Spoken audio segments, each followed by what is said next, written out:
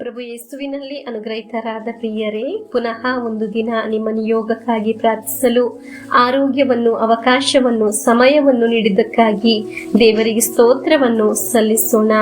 ಪ್ರಿಯರೇ, ಇಂದು ಯಾರೆಲ್ಲ ಆಗಿದೆ ಪ್ರತ್ಯೇಕ ನಿಯೋಗದಿಂದ ವಾಕ್ಯವನ್ನು ಆಲಿಸುವುದು, ಅದಾಗಿದೆ. ನಿನ್ನೆ ತರ ಅಲ್ಲ. ಇಂದು ಏನೋ ಒಂದು ಬೇಸರ ಎಂದು ಯೋಚಿಸಿ ವಾಕ್ಯವನ್ನು ಆಲಿಸುವವರು ಇದ್ದಾರೆ. ಈ ವಾಕ್ಯ ನೀವು ಆಲಿಸುವಾಗ ದೇವರು ನಿಮ್ಮ ಜೀವನದಲ್ಲಿರುವ ಎಲ್ಲಾ ಕಾರ್ಯಗಳನ್ನು ಸ್ಪರ್ಶಿಸುವ ಅನುಭವ ಉಂಟಾಗಲಿ. ಆಮೇನ್. ವಾಕ್ಯವನ್ನು ವಿಶ್ವಾಸದಿಂದ ಸ್ವೀಕರಿಸುವುದು ಸತ್ಯವಾದರೆ ಆ ವ್ಯಕ್ತಿ ಒಮ್ಮೆಯೂ ಕುಗ್ಗಿ ಹೋಗುವುದಿಲ್ಲ, ನಾಶವಾಗುವುದಿಲ್ಲ, ಪರಾಜಯ ಹೊಂದುವುದಿಲ್ಲ. ಹಾಲೆಲೂಯಾ. 1000 ಸತಿ ಪಾಪ ಮಾಡಿದ ಒಂದು ವ್ಯಕ್ತಿ ಒಳ್ಳೆಯ ಒಂದು ಪಶ್ಚಾತ್ತಾಪದೊಂದಿಗೆ ಕರ್ತರೇ ನನ್ನ ಪಾಪಗಳನ್ನು ಕ್ಷಮಿಸಿರಿ ಎಂದು ಬೇಡಿದರೆ ಆ ನಿಮಿಷವೇ ದೇವರ ಕರುಣೆ ಆ ವ್ಯಕ್ತಿಯ ಮೇಲೆ ಸುರಿಯಲ್ಪಡುತ್ತದೆ. ಆಮೇನ್. ಕಾರಣ ದೇವರು ದೀರ್ಘ ಕ್ಷಮೆ ಇರುವವರಾಗಿದ್ದಾರೆ. ಹಾಲೆಲೂಯಾ. ಯೇಸುವೇ ಸ್ತೋತ್ರ. ಆ ದೇವರ ವಾಕ್ಯ ಆಲಿಸುವಾಗ, ಪ್ರಾರ್ಥಿಸುವಾಗ ನಾವೊಂದು ಹೆಜ್ಜೆ ಇನ್ನೂ ಹೆಚ್ಚು ಅನುಗ್ರಹಿಸಲ್ಪಡುತ್ತೇವೆ. ಆಮೇನ್. ಈ ದಿನಗಳಲ್ಲಿ ನಾವು 15 ದಿನ ಪ್ರತ್ಯೇಕವಾಗಿ ಪ್ರಾರ್ಥಿಸುವುದು ನಮ್ಮ ಮಕ್ಕಳಿಗಾಗಿ. ಅವರ ಜೀವನ ಅನುಗ್ರಹವಾಗಬೇಕು, ದೇವರ ಪ್ರೀತಿ ಅವರನ್ನು ಮುಟ್ಟಬೇಕು, ಒಳ್ಳೆಯ ಸ್ವಭಾವ ಅವರಿಗೆ ಉಂಟಾಗಬೇಕು. ಹಾಗೆ ಅವರ ಬದಲಾವಣೆ ಕಂಡು ತಂದೆ ತಾಯಿಯರು ದೇವರನ್ನು ಮಹಿಮೆ ಪಡಿಸಲು ಸಾಧ್ಯವಾಗಬೇಕು. ದೇವರ ಮನುಷ್ಯರ ಪ್ರೀತಿಯಲ್ಲಿ ಬೆಳೆದು ಬರಬೇಕು. ತಂದೆ ತಾಯಿಯರು ಮಕ್ಕಳನ್ನು ಹೆಸರು ಹೇಳಿ ಹೀಗೆ ಪ್ರಾರ್ಥಿಸಬೇಕು: ದೇವರು ನೀಡಿದ ಈ ನನ್ನ ಮಗನು, ಈ ನನ್ನ ಮಗಳನ್ನು ಅನುಗ್ರಹಿಸಿರಿ ಎಂದು ಪ್ರಾರ್ಥಿಸಬೇಕು. ಇದು ಒಂದು 15 ದಿನ ಮಾತ್ರವಲ್ಲ ನೀವು ಪ್ರಾರ್ಥಿಸುವುದು, ಪ್ರತಿನಿತ್ಯ ಪ್ರಾರ್ಥಿಸಬೇಕು. ಆಗ ಅವರಿಗೆ ಒಳ್ಳೆಯ ಒಂದು ಬದಲಾವಣೆ ಉಂಟಾಗುತ್ತದೆ. ನಮಗೆ ಹೀಗೆ ಪ್ರಾರ್ಥಿಸೋಣ. ಕರ್ತನಾದ ಯೇಸುವೇ, ನಿಮ್ಮ ಪವಿತ್ರ ರಕ್ತದಿಂದ ಈ ಮಕ್ಕಳನ್ನು ಪವಿತ್ರೀಕರಿಸಿರಿ, ವಾಕ್ಯದಿಂದ ತುಂಬಿರಿ, ಪವಿತ್ರಾತ್ಮರಿಂದ ನಡೆಸಿರಿ ಎಂದು ಪ್ರಾರ್ಥಿಸಬೇಕು. ಇಂದು ನಾವು ದೇವರ ವಾಕ್ಯವನ್ನು ಆಲಿಸುವುದು ಕೀರ್ತನೆಗಳು 21ನೇ ಅಧ್ಯಾಯ 2 ಮತ್ತು 3ನೇ ವಾಕ್ಯವನ್ನು ನಮಗೆ ಆಲಿಸೋಣ.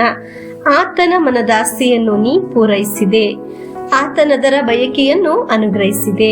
ನೀನಾತನನ್ನು ಸ್ವಾಗತಿಸಿದೆ, ಶುಭಾಶಯದೊಂದಿಗೆ ಚಿನ್ನದ ಕಿರೀಟವನ್ನು ಮುಡಿಸಿದೆ ಆತನ ಶಿರಸ್ಸಿಗೆ. ಪ್ರಿಯರೇ, ಈ ವಾಕ್ಯ ಆಲಿಸುವಾಗ ನಮ್ಮ ಹೃದಯದಲ್ಲಿ ಮನದಾಸೆಗಳು, ಅನೇಕ ಬಯಕೆಗಳು ಇದೆ.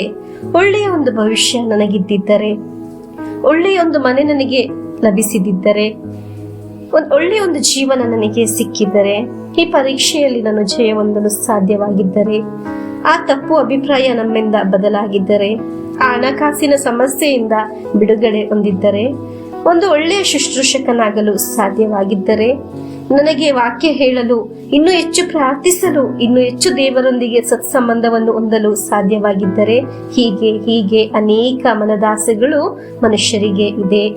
ದೇವರ ವಾಕ್ಯ ನುಡಿಯುತ್ತದೆ, ನಾವು ಪ್ರಾರ್ಥನೆಯೊಂದಿಗೆ ನಮ್ಮ ಮನದಾಸೆಯನ್ನು ದೇವರಲ್ಲಿ ಸಮರ್ಪಿಸಿದರೆ ದೇವರು ಅದನ್ನು ನಮಗೆ ಸಾಧಿಸಿಕೊಡುತ್ತಾರೆ. ಹಾಲೆಲೂಯಾ. ಆಮೀನ್. ಪ್ರಿಯರೇ, ಸಮೃದ್ಧಿ ಅನುಗ್ರಹದಿಂದ ದೇವರು ನಿಮ್ಮ ಮನೆಯನ್ನು ಸಂದರ್ಶಿಸುತ್ತಾರೆ. ಆಮೀನ್.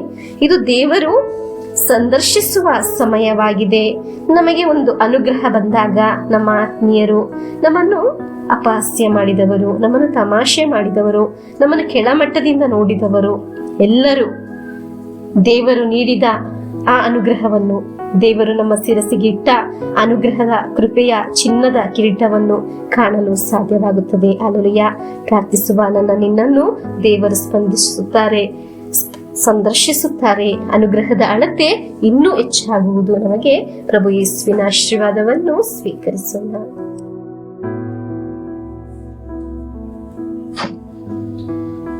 ನಮ್ಮ ಪ್ರಭು ಯೇಸು ಕ್ರಿಸ್ತರ ವರಪ್ರಸಾದವು, ದೇವರ ಪ್ರೀತಿಯು, ಪವಿತ್ರಾತ್ಮರ ಅನ್ಯೋನ್ಯತೆಯು ನಮ್ಮೊಡನೆ ಇರಲಿ.